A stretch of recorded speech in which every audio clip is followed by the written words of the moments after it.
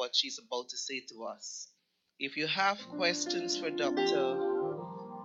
Lee, could you write them and I'll give it to her and then she will give me the response. I'll bring it to you in the new Sunday, next Sunday. Go ahead, Juanita. You are here, moving in this place. I worship you. I worship you.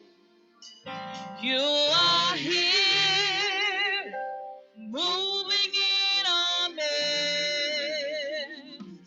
I worship you. I worship you. You are here. You are here, and you're touching every heart.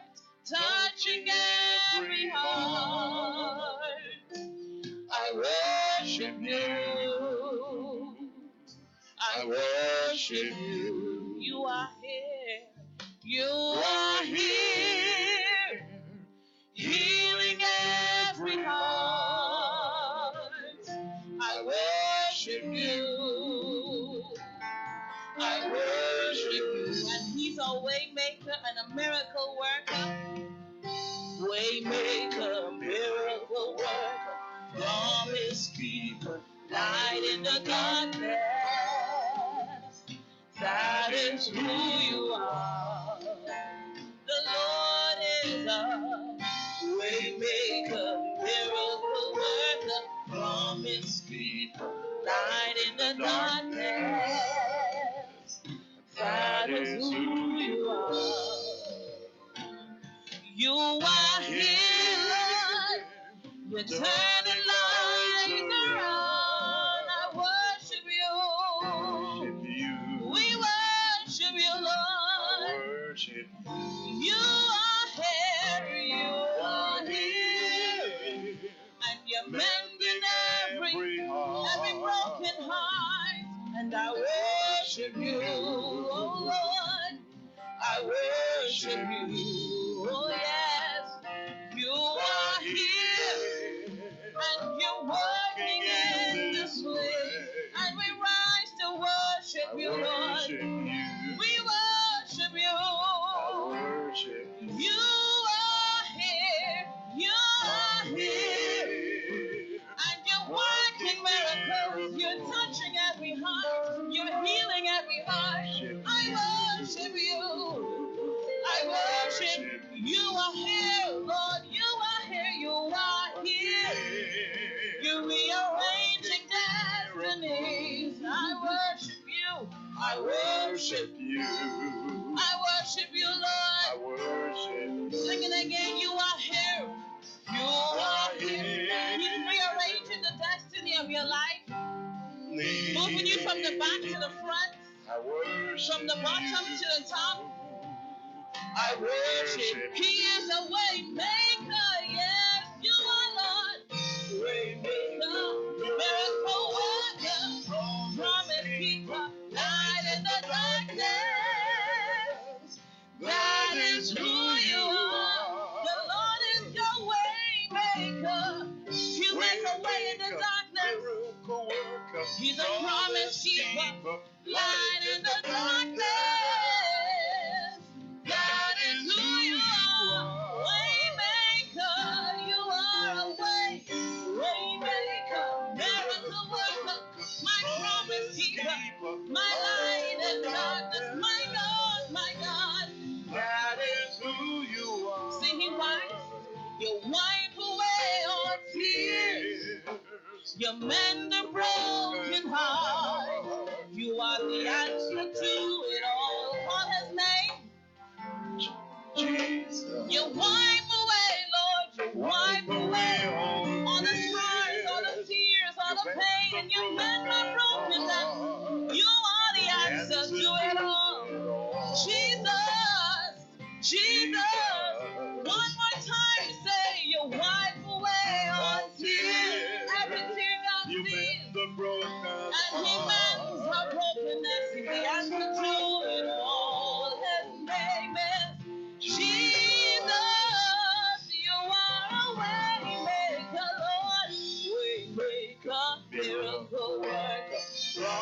escape. Light in the darkness. That is who you. That is who you are. You are Lord. Waymaker, miracle worker, promise keeper. Light in the darkness. That is who you are. Waymaker, waymaker, miracle worker, promise keeper. Light in the darkness. That is who you are. Praise God. Let's clap unto the Lord. Is he a way maker? Is he a miracle worker? He is to me. I don't know about you, but he is to me. Last night we were at the Mayflower Hotel in DC and we celebrated with Dr. Jazz. Dr. Jazz is 50. She says triple crown. She became an American citizen and everything else. And I had an opportunity of meeting. I've met them before, but we had a more intimate relationship as we sat there as pastors on that table. And I met with Lady Trina Jenkins, and we have a relationship going. We're in the social media. We exchange information. So we're going crazy with all of this now. And I want to thank God for her and for all the other pastors who were there. At this time, I want to call on Tracy. Tracy is Dr. Hampton's admin staff, and she's going to come and she like me. I don't know about you, Tracy, but I love Dr. Hampton. We have already stolen her from you all, and she is no longer a friend or the doctor. She's family to us here at Lighthouse. I hope, Doctor, you're feeling that warmth. Yes, she has an infectious smile, so we love her. Okay, I wanted to actually thank Pastor and Sister Cora for the invite again. Just a special thank you to go out to them too, and the family, of course. But this introduction is a very special one. I work with Dr. Hampton. I'm her administrator. She's phenomenal. She's phenomenal. She loves her patients. Our team is not our staff, but our team, from greeting you from the beginning to the end, we make sure that your experience with us is warranted, that there is love and care from the time that you come in to the time that you leave. So again, this introduction is very special to me. We also have a nurse practitioner that Dr. Hampton has took under her wing, that she's doing very well with her. So we're not that far from here, so you all could come and visit. So she is a graduate from the Medical School of Pennsylvania. She did her residency and internship at Howard University Hospital, and she is a board certified general surgeon. Please welcome Dr. Regina Hampton.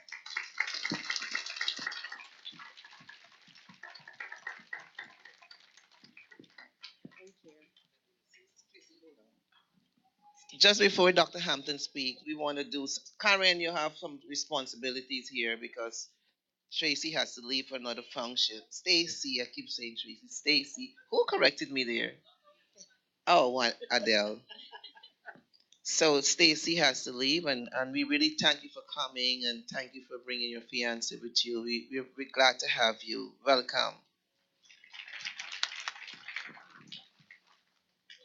Stacy, on behalf of Lighthouse Ministries International, Pastor and Sister Cameron, and the rest of the Lighthouse family, thank you. Thank you for being here with Dr. Hampton. Thank you for embracing our presence, and we hope that we see you another time. God bless.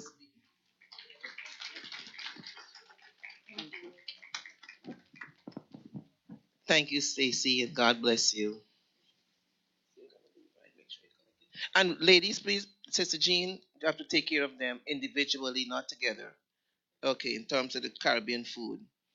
So this is the moment we have Dr. Hampton that we were waiting for. And those of you in the live stream, both on Facebook and Ustream, this is the lady here, the infectious smile. Look at her carefully.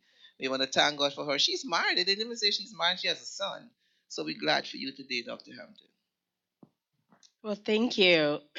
Excuse me. You all have to excuse me. My voice just returned yesterday, so I was hoping and praying that it would make it back in time. But I just want to say good morning.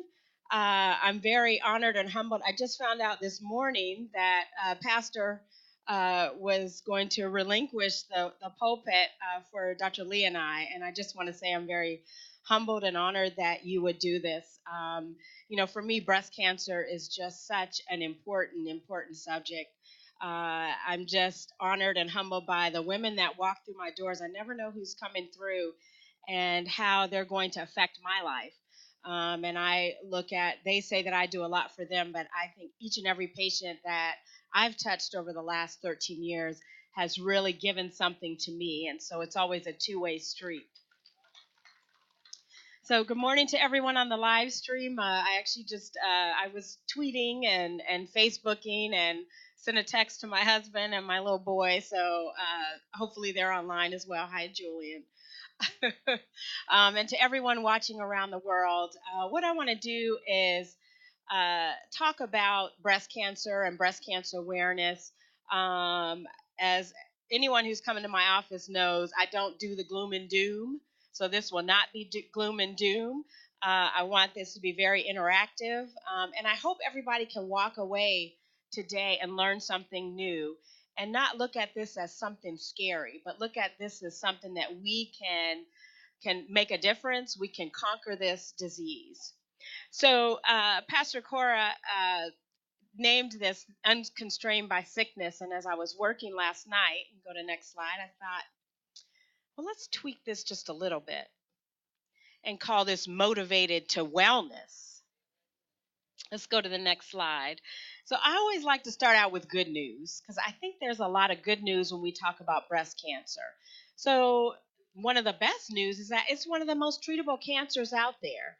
So the 5-year survival rates are about 100% for a stage 0 or stage 1 breast cancer. So that is good news. It is one of the most treatable cancers, and I don't want to leave the men out, but guess what? Prostate cancer is as well. So we can do some big things with prostate cancer and breast cancer. There are a lot of less diagnostic tests. They're less invasive.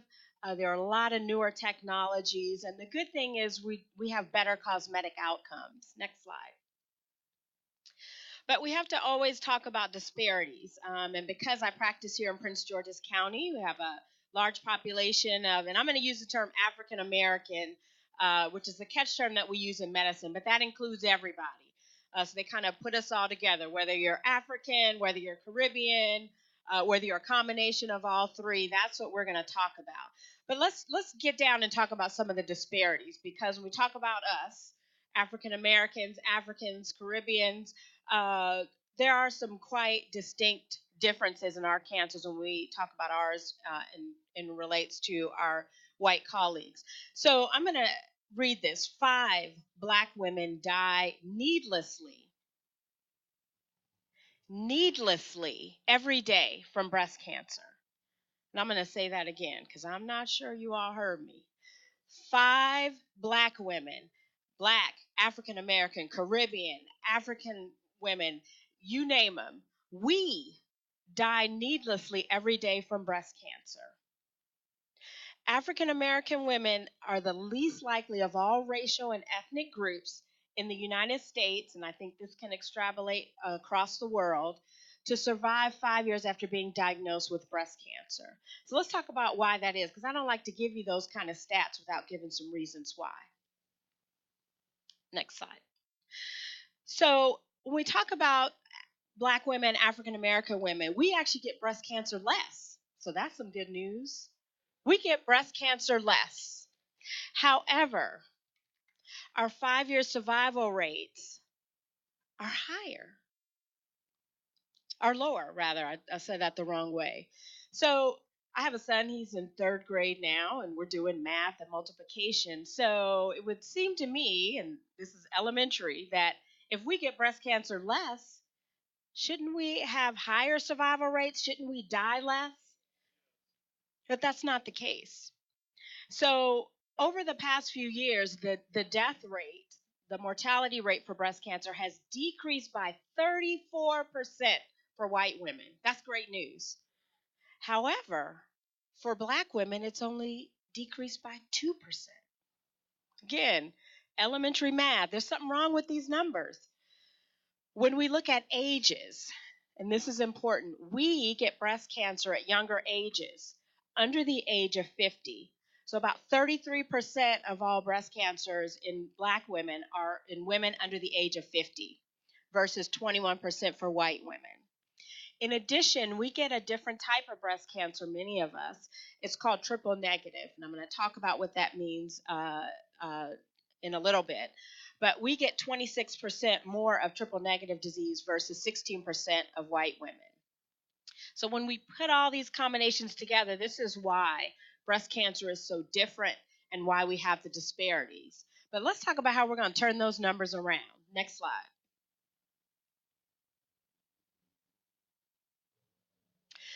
Before we talk about that, let's talk about some myths, because we got myths and things that run through our communities that we just won't let go of. So, underwire bras. Underwire bras do not cause cancer. And certainly think about all the regulations we have here. If underwire bras were so dangerous, we wouldn't be able to buy them in every store in America. Wearing antiperspirants does not increase one's risk for breast cancer. And I tell women we should all wear them because I think our neighbors, our husbands, and our loved ones would appreciate it, especially on those hot days in the summer. But they do not increase the risk for breast cancer. We ask you not to wear it on the day of the mammogram because they have little particles that can make us think there's something going on. But after your mammogram, you can put it right back on. And we need to look at family history. So our father's side of the family absolutely makes a difference. It's not just the mother's side. And men can get breast cancer as well. Men get breast cancer about 1% of all cancers. So men, you all should be doing your checks. You don't have to get mammograms, but you can check. Your wives can check to make sure that there's no abnormal lump. Don't put your hands up back there.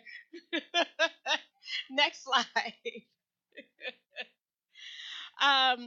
Women who get relaxers, this is not true. We talked about antiperspirants, and breast size doesn't matter. So whether you're an A cup, a D cup, an N cup, it doesn't matter. If you're a woman, that's the biggest risk factor for getting breast cancer. Next slide. So let's talk about mammograms because there's been a lot of controversy in the news. So mammograms, they save lives. This is how we're able to find early breast cancers. So we should all get what's called a baseline mammogram at age 35. And starting at age 40, not age 50, age 40. And this is especially important for African American women because we get breast cancer at younger ages. We need to start at age 40 and every year after that.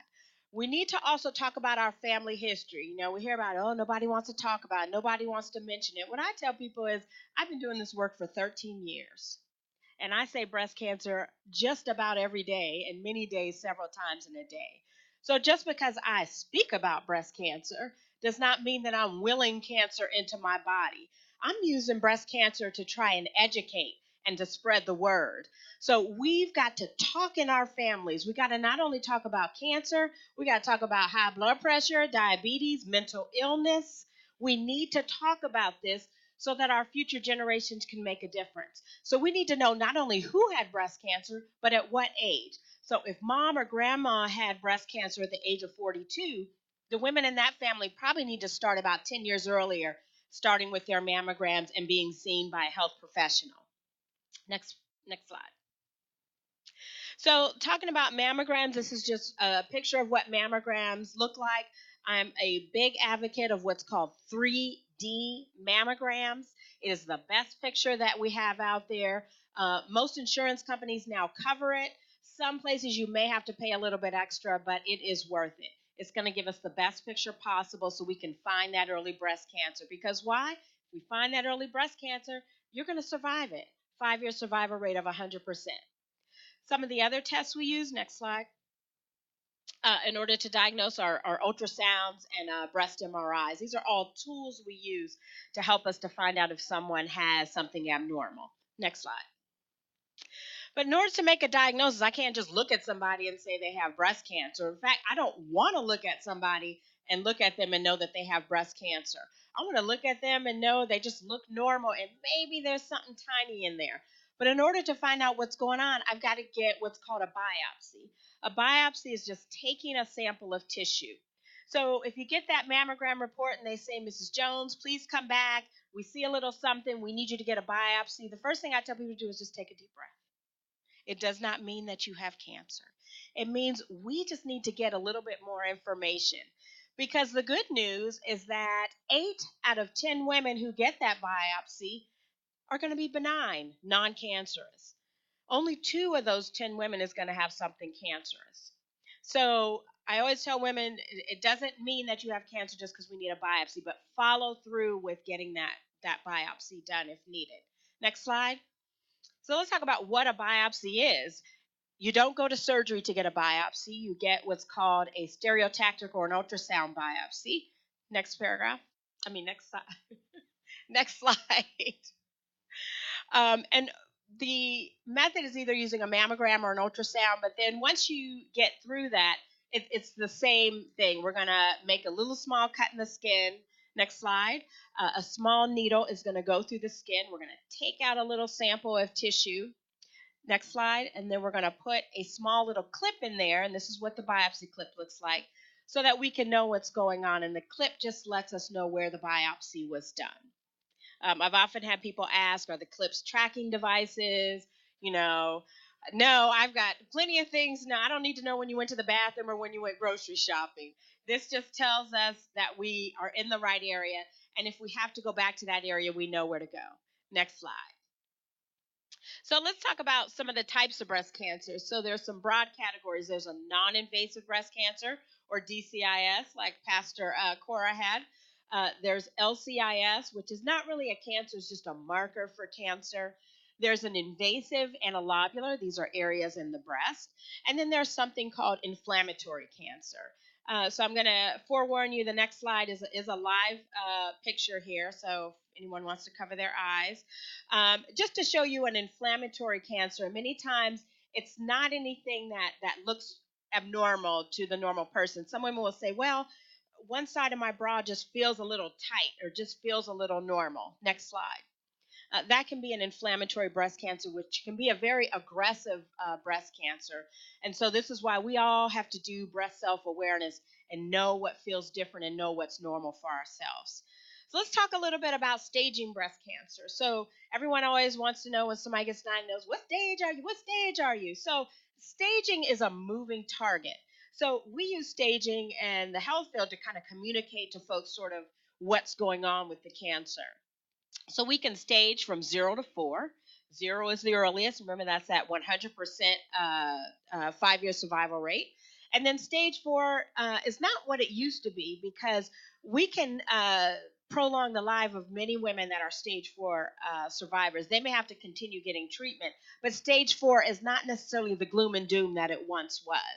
So we need to know information in order to get to the stage. What's the size of the tumor? Are there any lymph nodes involved? And is there any spread to other parts of the body? The good thing is stage can go from a high stage to a low stage because our treatments are so much better. Next slide. So when we talk about treatment options, surgery, radiation, which is covered by Dr. Lee, chemotherapy, and hormonal therapy. And I want to talk about these because I think when I can talk about them and show you some examples, it makes some of this stuff not seem as scary. Next slide. So we always start with the fact that this is a multidisciplinary approach, as Dr. Lee said. It's a big team, and all of these folks here that you see on this slide are all a part of the team and play roles at different parts of the treatment. And then we at our hospital, we meet once a week and we discuss all of our cases. Sometimes we'll hash it out back and forth about which direction we should go in, but by the end, we all come up with one plan and we're all kind of singing from the same songbook at the end. Next slide. So we're going to move into surgery, which is always my favorite topic as a surgeon. So we have something called breast conservation. So at one time, when someone got diagnosed with breast cancer, they kind of all got the same treatment. They all were getting a mastectomy. They all were going to get chemotherapy. They all were going to get radiation. So we've come up with what's called an individualized approach. And I bet you if you could talk to each of the survivors that were standing up here earlier, they probably have all had a little bit different treatment. Doesn't mean anybody was mistreated. It means they got the treatment that was right for them. So one of these is breast conservation, where we actually can save the breast. We don't always have to remove the breast, and that's called a lumpectomy. And then we also will check the lymph nodes. And then patients that get lumpectomies, most of them usually have to get some form of radiation. Next slide. So we talked about the lymph nodes. We at one time used to take out all the lymph nodes under the arm. The lymph nodes are the place that a breast cancer is going to travel first before it travels throughout the body. So the lymph nodes become very important, and we these days take out less and less lymph nodes in order to get the answer. Next slide. So our goal is to try and keep the breast. I always feel like if we're going to save the breast, it should look like a breast, keep its shape, keep its form. So some of the older pictures you see, we didn't do such a good job, but I think we're doing a good job, and hopefully the pastor thinks that I did a great job. We do some other interesting things for women that have larger breasts and have always wanted a breast reduction. We can turn their cancer operation into their breast reduction. We can hide the scars. We can do breast lifts. There are just so many different things so that women feel great afterwards. They don't feel embarrassed or ashamed. Next line. I always tell my patients, like, I want y'all to be able to go out on that nude beach down in Jamaica and feel great and not feel be calling out my scars. Dr. Hampton did this ugly scar. I want you to be like, woo, if you so choose. So again, we're going to talk about mastectomy. This is just complete removal of the breast. This is just a sample of what a mastectomy looks like when you don't do reconstruction. And you can go to the next slide, which is another live picture. I should forewarn you. So we have a great new option in mastectomy called nipple sparing mastectomy. And if you could really look closely, you all probably don't know that this is the same patient. This is her before on your left, and then her after on your right. So she had both breasts removed. She had bilateral breast cancer, and she has implants, but her scars are hidden. So again, if I didn't tell you she had surgery, you wouldn't know she had surgery. This is what breast cancer should be in the year 2017 and going on. Next slide. So we have reconstruction. So even though we remove a breast, we have great plastic surgeons who can make you a whole new breast. And that last slide was a great example of how we do that. We can do the reconstruction at the time of the mastectomy when we remove the breast. We can do kind of a combination where we do some at the time of mastectomy and then we wait to do some later after treatment. And then there are some women who we just have to delay it and make sure we get all their treatment done. So we have excellent plastic surgeons. There is a Cancer Rights Act here in the United States that says insurance has to pay for reconstruction. They have to pay for reconstruction. They have to pay for bras. They have to pay for prosthesis for those women who choose not to get reconstruction. A lot of women are not aware of that. But check with your insurance company. If you want reconstruction, you should be able to get it. Sometimes we have to time it at different times, but it is available and it is your right to have. Next slide. So this is just what an implant looks like if you've never seen one. They can be made of saline or silicone. For those who don't want to have an implant, we can use your own tissue. We can take tissue from the belly. That little pooch that we all have below the belly button makes a good breast. We can take tissue from the back. We can leave the muscle and then just take the skin and kind of that tissue that we don't like. And in some cases, they can use the buttock tissue. Next slide. So this is just a picture just showing that we can use the muscles and the skin and that little pooch in order to swing that up to create a breast. And the next slide is a live picture of this. This is another patient who had both breasts removed. On your left is her live breast. Below is that little pooch. She has it like we all do. And then you can see her different phases of reconstruction, and they even reconstructed the nipple in this patient. What's nice about this is that her scar lies below her bikini line, so she can go out to that cute beach and be cute and fancy. Next slide. So for some women who choose not to get reconstruction, or if we have to delay, they can get a special bra and a special prosthesis, kind of the fake breast, that can be put into the bra. And so no one will know whether she has a breast or not. And there are a lot of different options. They can even color match it.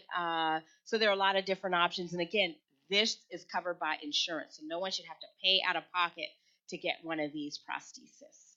Next slide. So let's talk about chemotherapy. I think chemotherapy often gets the bad rap when we talk about cancer care. When we talk about breast cancer, I think chemotherapy is one of the main reasons why we have so many women alive today, because it works and it works well. We can use it before surgery or after surgery. And all chemotherapy is just liquid medicine that we put in through the blood vessel that helps to kill off cancer cells. It travels throughout the body, which is why women will get effects like sometimes feeling sick. They will get hair loss. Hair loss happens with chemotherapy. The good thing is the hair does grow back, or you can get your cute little wig while you're going through treatment. But it really is an important treatment. And the good thing is not everybody needs to get chemotherapy, and we're getting better at trying to figure out who needs it and who doesn't. If you don't need it, we're not going to give it to you. But if you do need it, we want you to have that benefit. Next slide. I keep saying paragraph. So this is what a port looks like. We usually have to surgically implant a special port. We call it a port. You can hear the term chemo port, and that can be used in order to give the medicine. It usually is put underneath the skin, and then we place a needle into the port, and that's how we get the medicine into the body. Next slide. And then there's something called hormone therapy. Hormone therapy is used for tumors that have estrogen and progesterone receptors. So I talked earlier about triple negative tumors. So the receptor sits on the surface of the tumor cell, and it allows the tumor cell to latch on to estrogen and progesterone, which are our female hormones. And it can use our female hormones to grow. For patients that are triple negative, it means they don't have that estrogen receptor, they don't have that progesterone receptor, and a third protein called the HER2 protein. It does not have that either. So hormone medicines do not work for people that are triple negative. It won't work for them, so we don't give it to them. So those patients usually have to get chemotherapy. For those who do have that receptor and those tumors that are hormone receptive, they get the benefit of a 5-year therapy, which is the hormone medicine, which is a pill that they'll take for 5 years. And what that does, it helps to keep the cancer away for the next 5 years. And actually, after you finish it for 5 years, it even gives you protection beyond that. Next slide. So we really, as I talked about earlier, are into personalized treatment. So one size does not fit all. And so we really have gotten smart to try and drill down and see what's going to work for that particular woman and try to give her that treatment. Some people just need surgery and radiation. Some people need chemotherapy first, then get surgery, then get a hormone pill. So there are many different combinations. One size does not fit all, and it's very personalized. Next slide. So, how do you cope when you have the diagnosis? So, one of the first things I say is you got to put on the gloves and fight. Don't do the gloom and doom. Yes, you're going to have your ups and downs of your emotions, but you've got to fight and you've got to believe that you're going to win, because we need you to believe it first before we can do our job. Communicate with family and friends. Don't go hide in a corner, and you may not want to shout to the world, and that's okay, but speak to somebody. Let somebody know what's going on. Join a support group where women can talk it out. They do fun things together. These are women who've gone through what you've gone through. Ask for help. And I know for a lot of us, we're strong, super women. This is the time you got to take that S off your chest, and it's okay to ask for help. Let your husband cook the dinner. Let your kids cook dinner. Let your friends and family do something nice for you. Allow a cleaning service to come in. It's okay to need help and to really focus on your healing so that you can go back out into the world and do the things that you need to do. Maintain intimacy with your partner. Men go through this with the women, and men are fixers. They want to be able to fix this, but they can't do that. So allow them to give you that hug. Allow them to cook dinner. It's okay if they make peanut butter and jelly sandwiches. Oh, baby, this was the best peanut butter and jelly sandwich ever. Thank you. That is what they want to be able to do for you. Keep track of all your treatments, your office visits.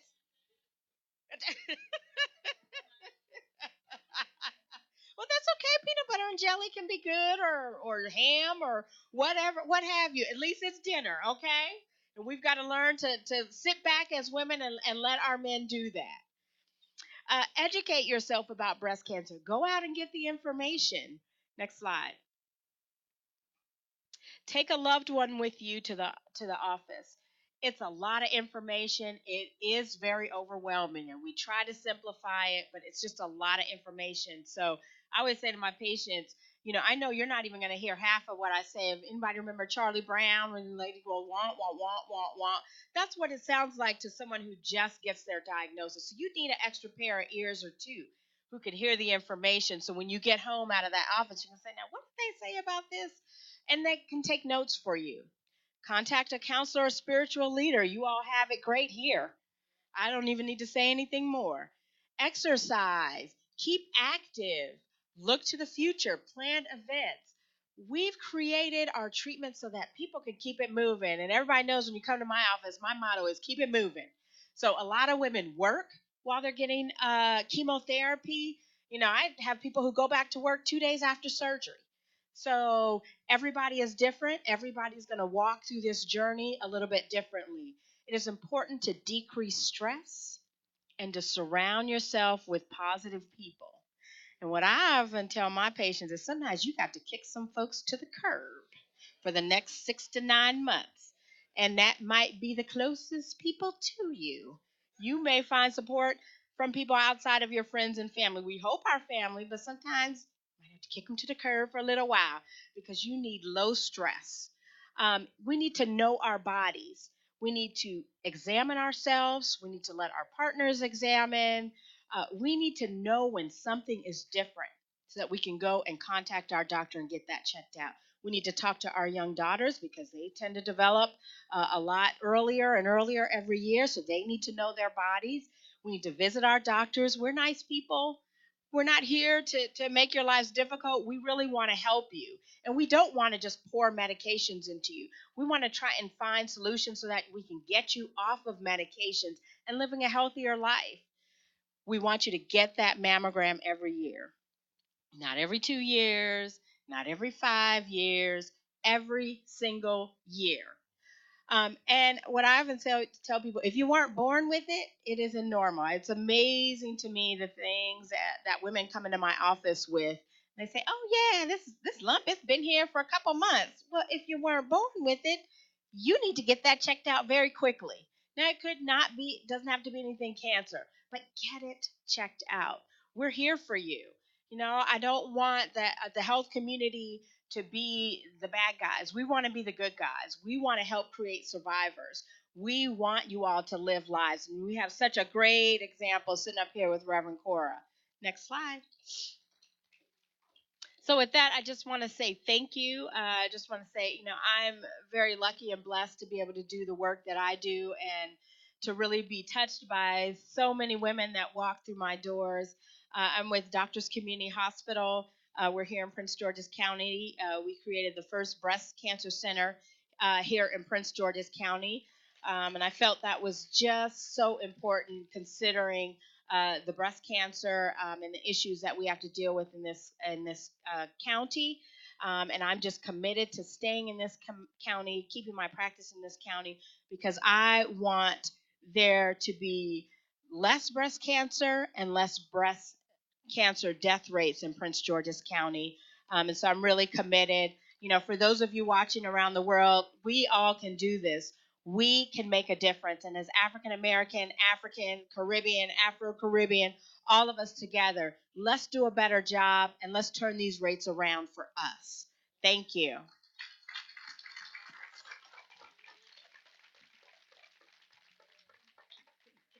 No, Doc is not finished yet. I know you have questions. So if you have your questions, could you come quickly to the front so we can get those questions? Can we have the microphones?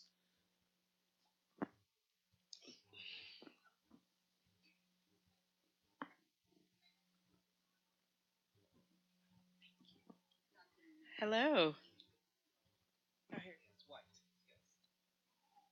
Question about the hormone on the hormone receptors as it pertain to treatment. So only the triple negative, right? I understand. So for the others, do we then go for hormone treatment as well? Yeah, so if you have a tumor that is hormone positive, you'll hear the term estrogen receptor positive or progesterone receptor positive. Those can be treated with the hormonal medicine. Yes, absolutely. It depends. You may not always need chemotherapy. We have a newer test out that we can take the cancer cells and put through the test, and the test will tell us whether the tumor is a better responder to the hormone medicine, or we might need to add chemotherapy in addition to the hormone medicine. And the hormone medicine, the length of time that they will need the hormone medicine for, right?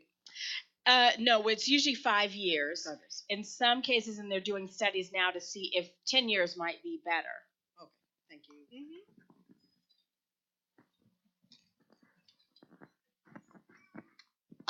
Hello, Dr. Hampton.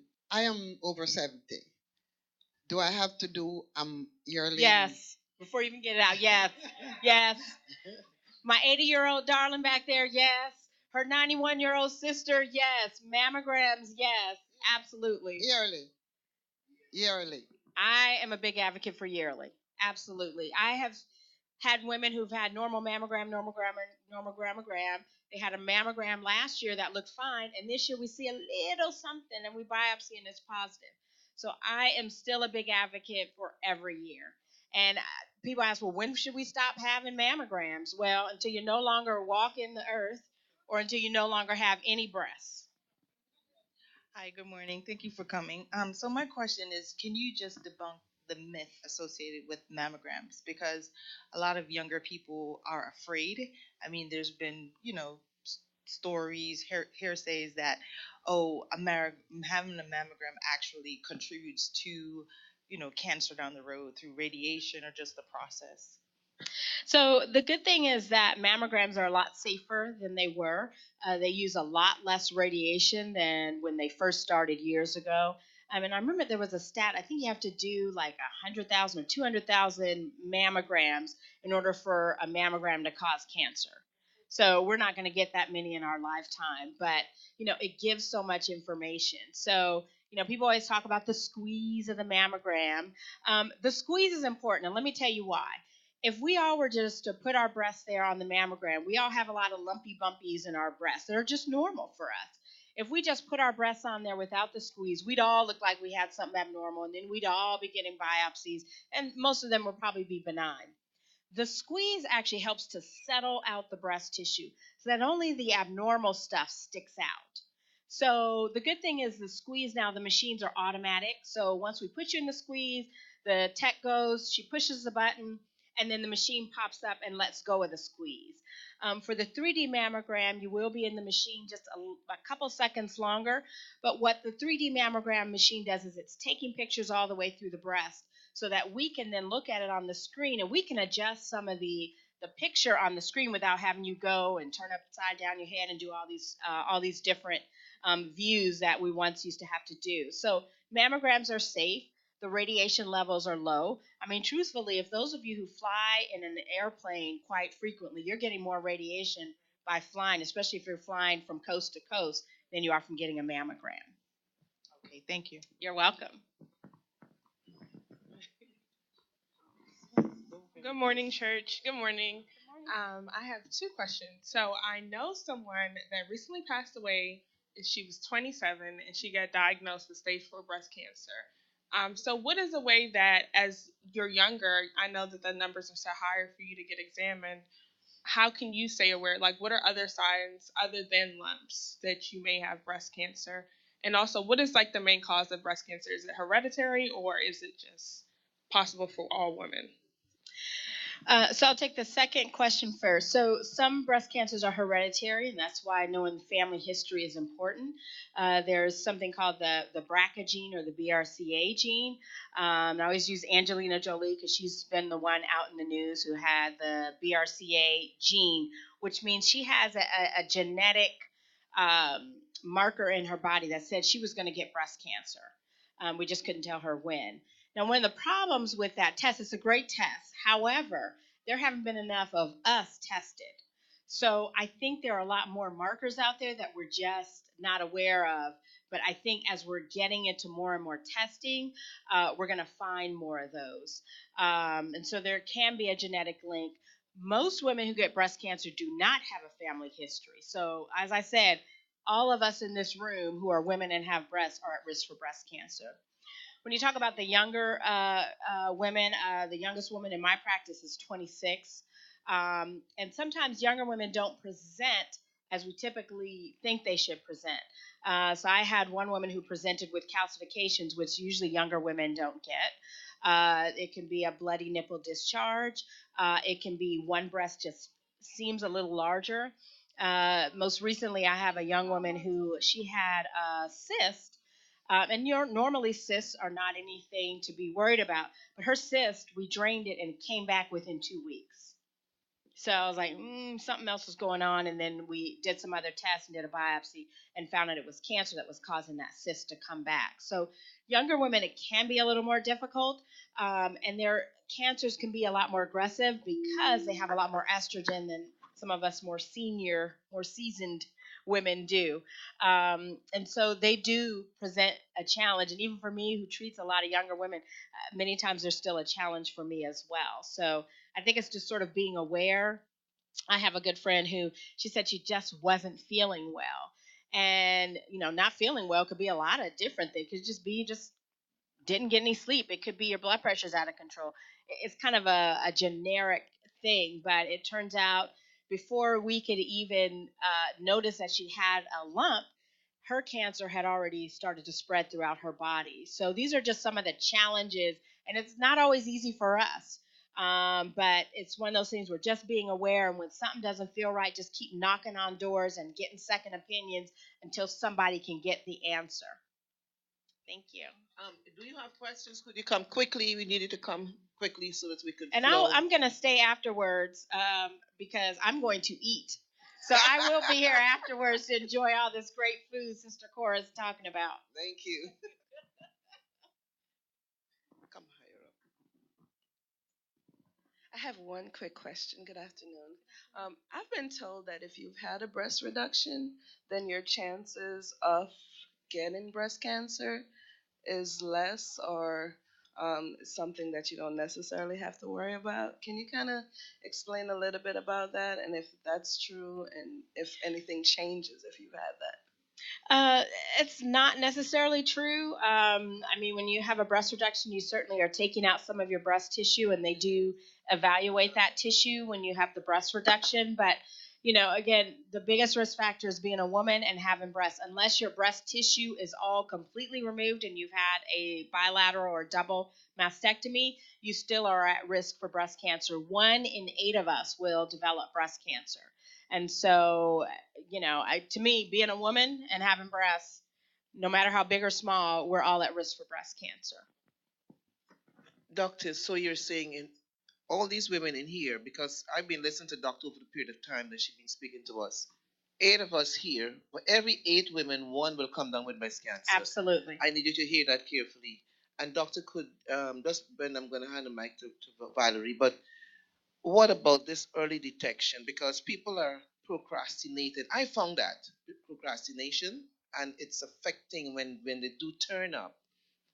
Go ahead. Well, and I think that goes back to people are afraid of mammograms. So I think we've got to spread the news that mammograms make a difference. We can see they save lives. And, the earlier we find something, the earlier stage you're going to be, and the better chance you're going to survive. The other thing that I think keeps people from is not being insured or feeling like they don't have coverage. So in the Washington, D.C. area, there are several great programs. So in the state of Maryland, there's a program where you can get mammograms and get coverage for even getting the biopsy. And if you're diagnosed with breast cancer, they will cover the cost for any treatment including Reconstruction as well.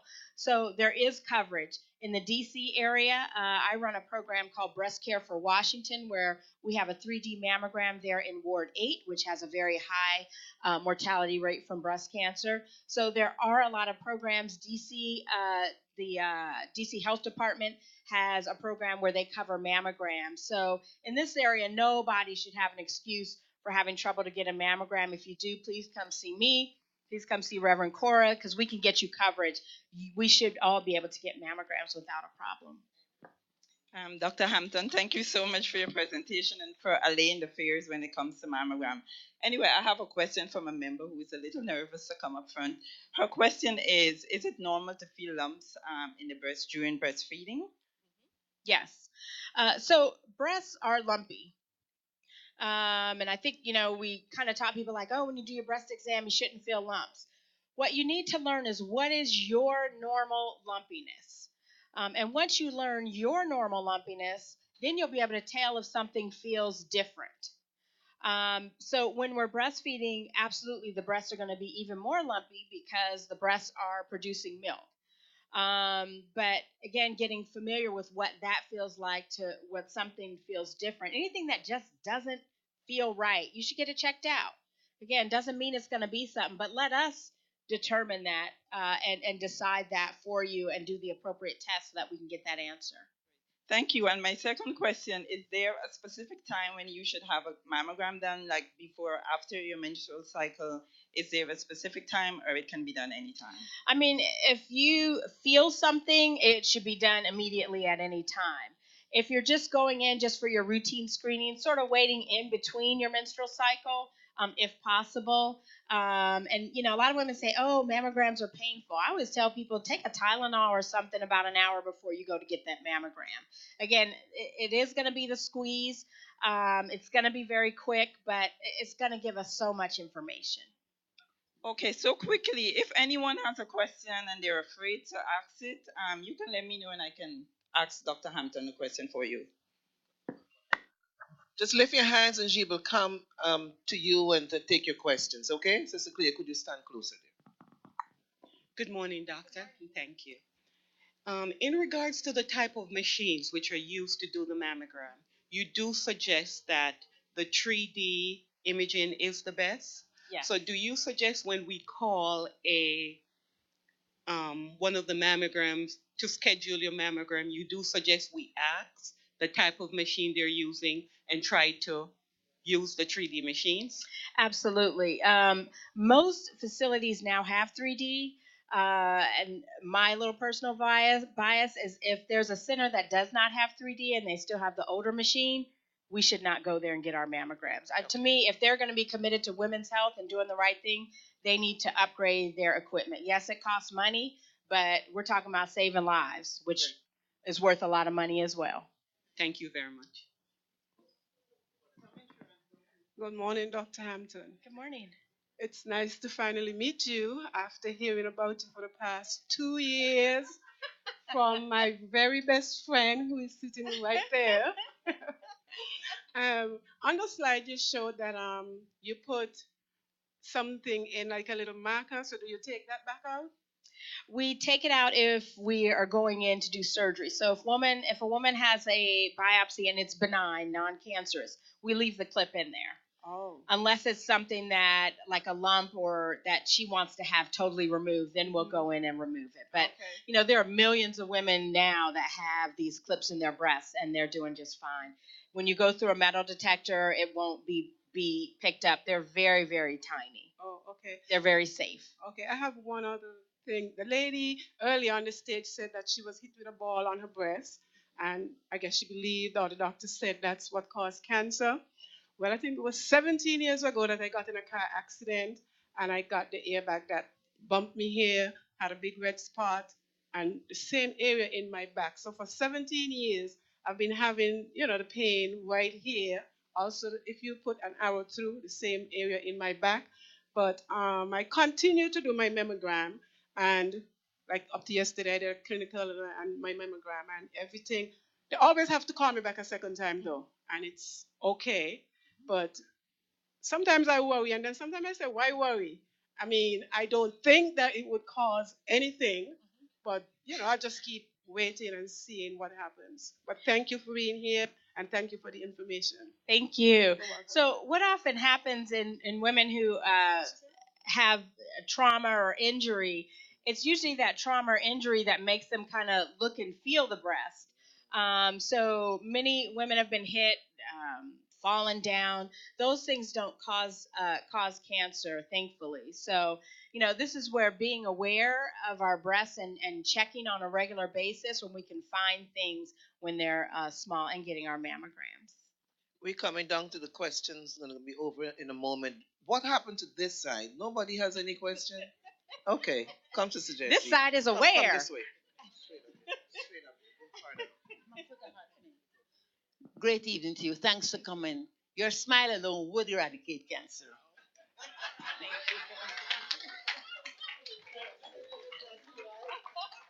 Anyhow, I'm a 9-year breast cancer survivor. I'm 71 years young, striving for 103.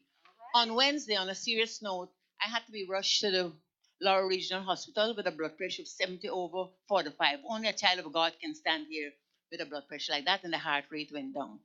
Anyhow, they gave me a liter of solution. I don't know what they gave me, but everything went well. And the same day, I had to go and get the mammogram.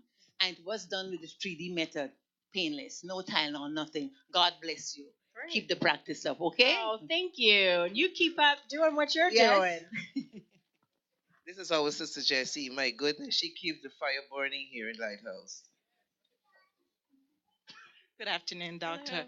In regards to fatty tissues and dense tissues, if a person has dense tissues in the breast and they get a mammogram, should they follow up with an ultrasound? And in regards to breast pain and vitamin E, any information on that? So dense breast tissue is just normal breast tissue. We call it dense when we can't see quite through it on the mammogram. The 3D mammogram will help with that, although you'll still see on the reports, if you have dense breast tissue. It really depends on the amount of density. Not all of us have the same amount of density. It also depends on what either you or your physician are feeling on clinical breast exam. If the mammogram is normal but you're still feeling something, in those cases, then you probably want to get something else done or to go see a breast specialist to get that checked out. But the 3D mammograms are doing a lot better. And dense breast tissue is really just normal breast tissue. When we're younger, and our breasts are perkier and sitting up high, we have more dense tissue. As we start to get more seasoned and we start to droop, that's when we get more fatty and less density. And then you talked about breast pain and vitamin E. So breast pain is very common. A lot of us are going to experience breast pain at some point. Breast pain does not usually mean someone has breast cancer. I do often recommend vitamin E for women that have breast pain, and also a good fitting bra, because a lot of women are just in the wrong bra. And so get in the right bra. That will help with the breast pain as well. Thank you, Doctor. So I have my question for Doc. Now, I am the mom of Juanita, Adele, Phoebe, Pet. So that's my niece. My older sister, who I said to you, she was 75 when she came down with breast cancer. She was the first person in the family, in my family. So we don't have a history, but for some, she came out of pancreatic cancer right into breast cancer. So, question, Doc, like how I have these girls, what are your suggestions? I'm going to correct you now. You do have a history. I do have a history, right? Yes. Right. Good. So, how do that? As how do the it? What would suggest the girls to do? My girls to do? So because you're a sister and you were a little more seasoned, they can start at age 40. So ladies are hearing. Unless they feel something abnormal, then they can start a little bit earlier. And I have a friend who is her breast is giving her some issues. It's very large, and she wants to do some breast reduction. Do I advise her to come to you? Yeah, I consider to the plastic surgeon. So actually, breast reduction, a lot of women don't know, is a medical procedure, and that can be done by a plastic surgeon and covered under insurance. So, Doc, could you now, for the simplicity of those who trying to understand what happened to your pastor's wife, The doctor is right here. So, doctor, could you give some explanation nicely what happened? I'm putting her in the spot here, and she's able to do it.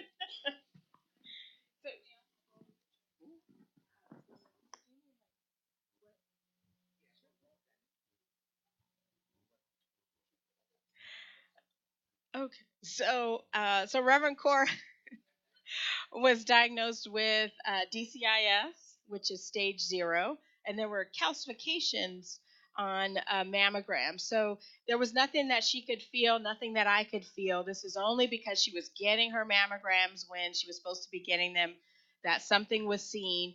And then we did some more mammograms, and then did a biopsy in order to get the diagnosis. So she went through surgery, had a lumpectomy, and then had radiation, and then the hormone pills that she'll take for at least 5 years.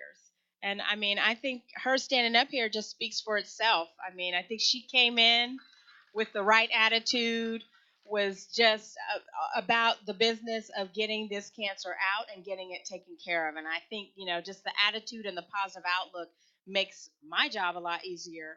And I think you can see the result here. Dr. Hampton, thank you.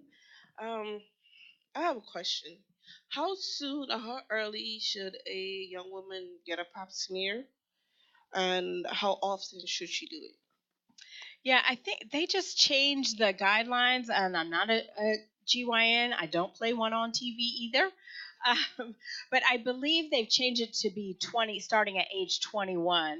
Unless the young lady is a little more active, then she probably should start when she becomes active. Two quick questions. First one is you did mention diet, so one of the members would like to know what sort of diet one should embrace to maybe minimize the chances of getting cancer. And the second question is they know of someone who had a double mastectomy and the cancer returned. So if you can provide some clarification on that, thanks. So I'll take the second one first. So if someone has a double mastectomy or has both breasts removed, their risk of developing a breast cancer does not go to 0. It goes low, down to about less than 1%, but their risk is never 0. And the reason for that is because, it depends on what stage they were when they had their surgery. And because when we do a double mastectomy, we always leave a little bit of breast tissue behind because it sits right behind the skin. So that's why no one's risk ever goes to 0. There is something that we think happens where the cancer can go dormant, and then even when it travels to other parts of the body, it can look to us on our scans that everything is gone, when really it's dormant, and then for some reason it just decides to reactivate, and can look metastatic. And so those are some of the things where research is leading, trying to find out, how do we get to that? How can we figure out who that will happen to and who that won't happen to? When we talk about diet and exercise, we don't know what in our diet causes breast cancer specifically. We do know that we recommend eating low fat, high fiber, eating more fruits and veggies in our diet. I'm sort of on the fence with organic. I know people want to say organic is better, but I know people who've done an all organic or even an all vegan diet who still develop breast cancer. So, I think it's all about just trying to live the healthiest life that we can live. Watching our diet will help other things like diabetes and high blood pressure, watching our salt intake. So just trying to be the healthiest that we can, and trying to, eat more fruits and veggies and more green things in our lives will help. But unfortunately, we don't have those answers. I think the only way we're going to get that answer is if we put people in different bubbles and say, okay, you only use Dove soap, you only eat lettuce, you only eat, I don't know, pasta, in order to see, are those things that cause. I like ice cream too much, so I'm not going to sign up for any of those research studies unless it's the ice cream one. But there's still a lot that we don't know.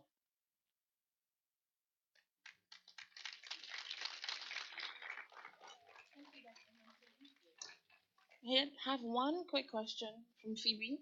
She's asking about young ladies having consistent itching on their breast. Is there anything to be concerned about?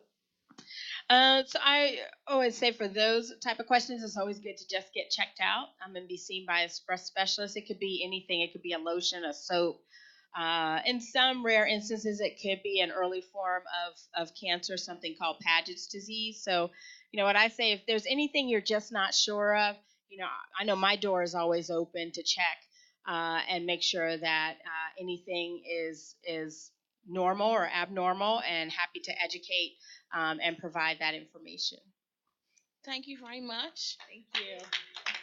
And I'm gonna call Sister Karen. She's gonna do her special presentation. We want to thank you also for um, treating Sister Cameron, my mom, our First Lady, and for having such a warm and welcoming personality. We'll definitely have you again. Dr. Hampton, thank you for coming and blessing us today and educating us even more. We've heard so much over the years about breast cancer and wellness checks, but you've added a new dimension, and we say thank you. Thank you for telling us what our insurance can and cannot do. Thank you for being here on behalf of Lighthouse Ministries International. We were happy to have you, and we hope to see you again.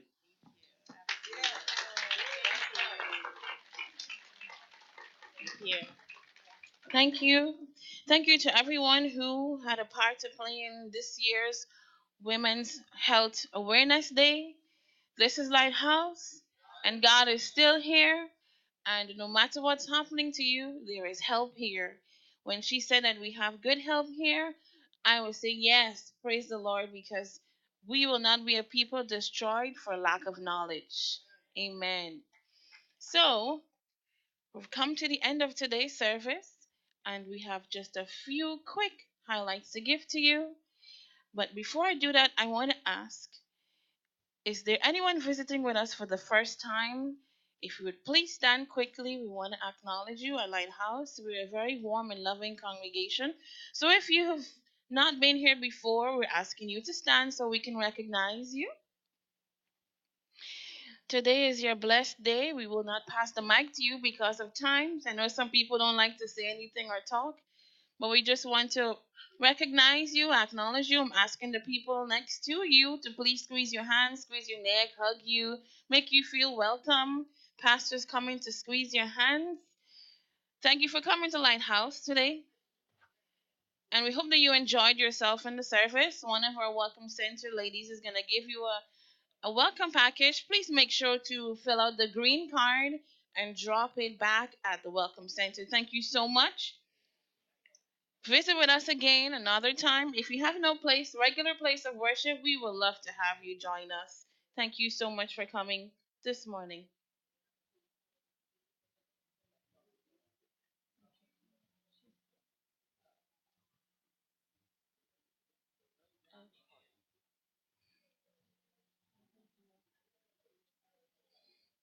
So we have one more presentation for Charlene. Her picture was on the screen. She's Dr. Lee's staff, and we're asking Dr. Hampton to receive it on her behalf. She's been very helpful, making sure that every time Sister Cameron goes, she's taken care of. And the goodies that we sent from the bowl pantry, they have thoroughly enjoyed them. So we wouldn't stop. Even though her treatment has ended, we still continue to give. So I didn't see Charlene, but on behalf of Lighthouse Ministries International, we want to say thank you to yourself and your team for everything you've done for Sister Cameron. And like I said, we hope to see you again, and we hope that many of us here will visit you for whatever our checks are. Thank you. Thank you. All right. Slide 113, Cleon, thank you. And we're going to make this quick. I know last week I went really fast. I'm going to do the same thing today. Brother Watson, I would like to ask you to please make your way to the stage, please. And be on standby. Pastor's appreciation announcement. I'm going to ask you to make that. So I serve, slide 157. We have started I serve phase 4, October 1. Last week we started it. It's the next 10, on to the next 10. And what that is raising funds for our next 10 years. We want to start off the next 10 years supporting our new church plans, local programs, and supporting things that we do in the community. The purpose of it is for beautification of our headquarters, upgrading our parsonage, expanding programs and the reach of our church, and towards our next 10 celebration. It runs from October to February 2018, and the various fundraising methods are external and internal. We're going to seek donors as well as internal. We do a team effort, and this brings me to our iServe teams. The teams are on the wall outside. If you cannot remember or you don't know which team you're a part of, I ask you to please stop by the wall and check for your name. We have been doing a Yankee Candle fundraiser for Phase 4 Part 1, and so far it's been going really well. We have about 13 more days before our campaign comes to an end. So I want to encourage those of you who are still yet to get at least one or two candles sold. Please, please, please try as best as you can. It's a group effort, and we've spread it out to be a team effort. If you didn't get a catalog, Sister Paris, who's the chairperson for the Yankee Candle fundraiser, will be at the back and you can see her. Also, if you have any questions, you can talk to her. I did online. I went to the bank and I spoke to the tellers. You know, we always bringing money to you. How about you give me something? So when I went there, I found that it was easier for some persons to do the online giving. So that worked out nicely. If you want to do that, just follow the instructions. Download the app, send it as a text message. I did a couple of tests and I sent it out. I had one friend from high school. She purchased 3 online, and you might not be able to see the sales, but Sister Paris can verify and she can let you know. Actually, if you sign in on the computer into your seller's back office, you'll see it.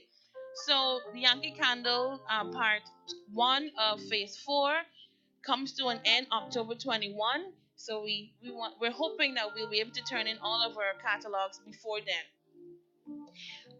While Brother Watson is making his way up, I'm going to talk about the Encounter Rally 161. The Encounter Rally is for youth and young adults, and it happens every fourth Friday of the month right here at Lighthouse. And the last one was a really good one. It was a blast. If you missed it, you really missed out. So make sure that you mark your calendars for October 27, 2017. We do it in different formats: concert, poetry, worship, rap, panel discussions, fun, and games. And it's for people ages 13 to 40. And if you're over 40, you're welcome to come. You're like a mentor, so don't feel left out. You can still come. There's something you can tell us that we would learn from you. And so this month's own is going to be on the 27th. So I'm going to call Brother Elder Watson, who is going to talk about Pastor's Appreciation that's happening in the month of October. Thank you, Juanita. Good morning. Good afternoon. Good afternoon. I just want to say, let me take. I didn't intend to be here, but I want to thank Dr. Hampton for her presentation, for unpacking the myth on breast cancer. I have been a witness of my wife going through the process, and I believe this is her 9th year now. She's cancer-free. It wasn't easy. Wasn't easy. As a man, it brought out something I didn't know about me, but I don't want to delay anymore. But there's one thing that I noticed, and a question, not a question, but maybe a challenge that I like to make to the medical community, and that is, it seems as if two of the main leading cancers, the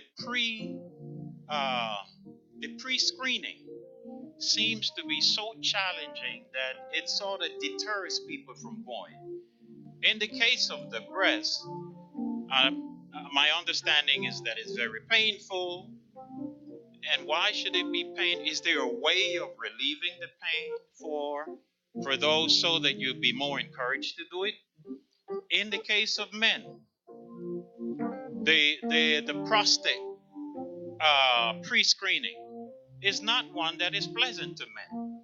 So we would sort of deter from going. Is there something I would like to challenge the medical community to maybe consider a more less invasive, less challenging way of screening these two main cancers that could affect us as human beings.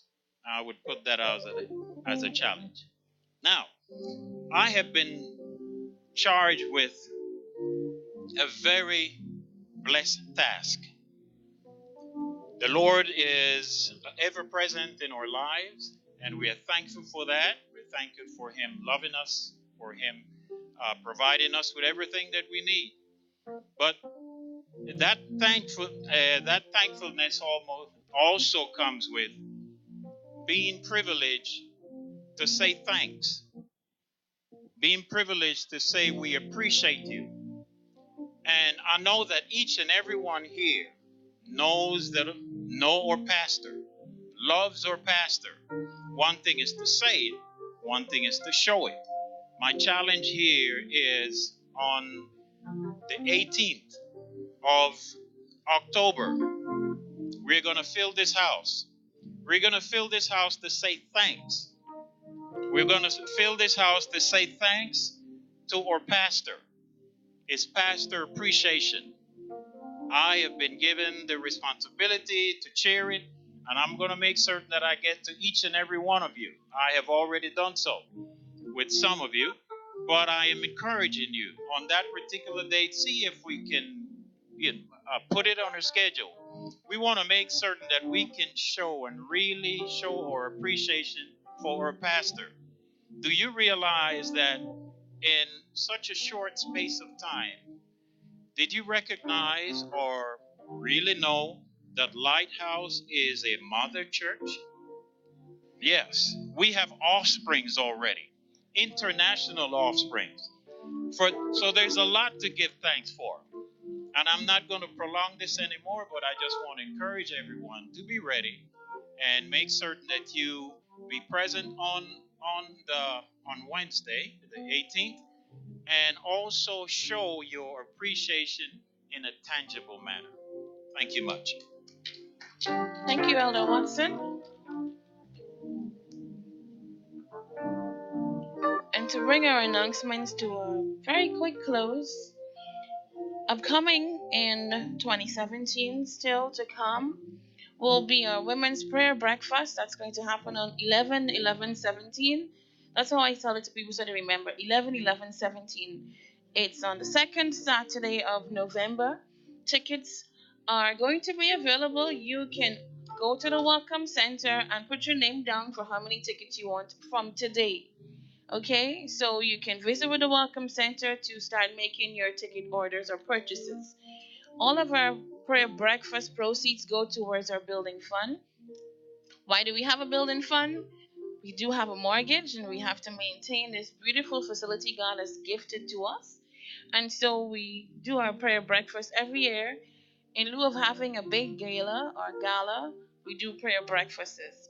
So on the 11th of November, yours truly will be keynote speaker, and I'm inviting you to come on out. We're really gonna pray. There is a need for prayer.